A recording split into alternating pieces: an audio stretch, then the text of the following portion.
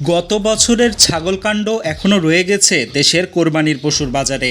15 লাখ টাকায় একটি ছাগল কেনা নিয়ে দেশজুড়ে দুর্নীতি বিরোধী ক্ষোভ ও আলোচনা এবার বড় গরুর বাজারে প্রভাব ফেলেছে। ফলে 2025 সালের কোরবানির ঈদ সামনে রেখে বড় খামারিরা পড়েছেন বিপাকে। বাজারে এবার ছোট ও মাঝারি আকারের গরুর চাহিদা বেশি। বড় গরুর ক্রেতা প্রায় নেই বললেই চলে।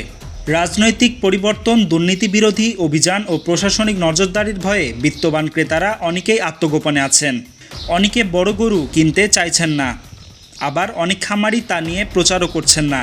মৎস্য ও প্রাণী সম্পদ মন্ত্রণালয়ের তথ্য অনুযায়ী এবছর কোরবানির জন্য প্রস্তুত হয়েছে 1,24,00,000 গবাদি পশু।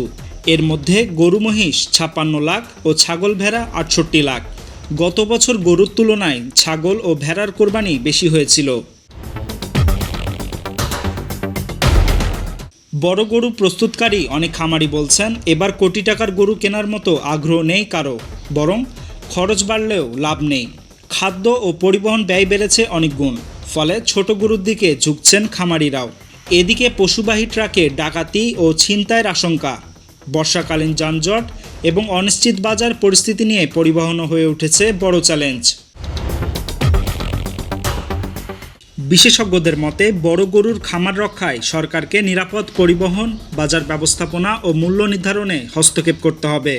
অন্যথায় কোরবানিকে ঘিরে দেশের বৃহৎ খামার খাত টিকিয়ে রাখা কঠিন হয়ে পড়বে। নিউজ ডেস্ক, প্রতিফলন।